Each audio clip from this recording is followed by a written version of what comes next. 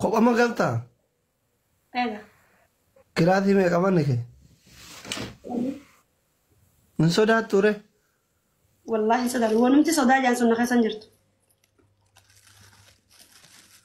Akkam maa kiraatii kaawwan lamaan kiraatii ture dhalatte? La. Ani namni akka TikTok irraa gizee ani itti geema taphadhu hin taphatini naan jahu.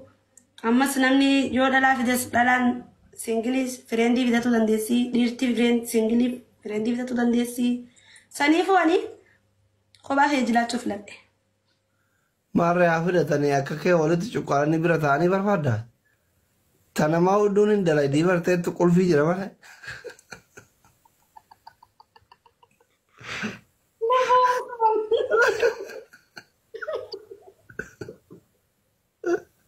Maal jedhu? Iyyaa kan dalayne maaltu beektaate?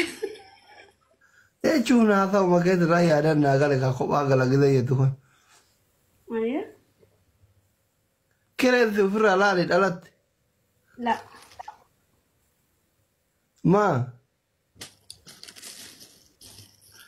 Asli kana nama dubbattee jettu garuu koomentii jira. Hin dubbannaa barnu nama nu dhaga'uu dhabne malee yoo dubbii dhiifne faamilee.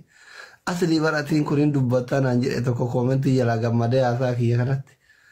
Ani takka yoom dubbii dhiisee beeka nama na dhaga'uu dhabe malee. Triple! Triple nagaa triple please. Gizee anaa ta'u akka dhiisatti dhaggeeffadha haasaa kiyya. Wallahi.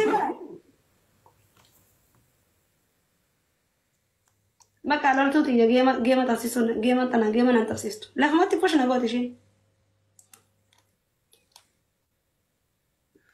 أحمد بنجستي يا حبيبي كيف حالك؟ بقى قلتي بنيف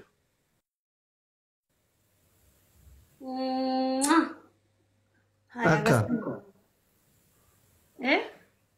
ديري سيرونغا تون تبا مي دوبرتين سيرونغا تيري Giloobii kana keessa waa kaaya giloobii kan keessa giloobii qabna guys akkanatti hin boonye shangulliitiin kana malee أحمد يجي thank you so much akkanatti hin boonye shangulliitiin giloobii kan keessa waa kaaya. Asli yoo dhungoo taate kalaan rabbii fidattii fi namaa fi wanni hundi jaalattoon na dhungoo ta'a maaliin dhaba qabattee yaaddati. والله Lubbuu gombolii itti guuri akkasitti itti guuri.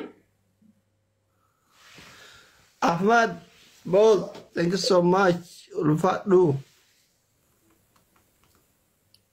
Asli. سرقي ما نقول أنا في يده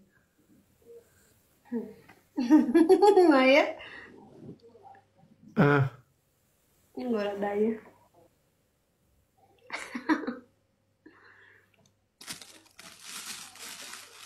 Kofiyaa san takka dabalamee Ahmadi gifti gaalaariin kiyyeen dhume osoo ani guyyaa tokko hin goote nagaan turi bakka lubbuu biizii siin godhu barcaa gaarii. Tole ayye tole asli galatoomne. Ayi. Okay bye. Maal guyyaa keessaa nagaarte amma meenaa fi miisa baafnetti naan ooddu.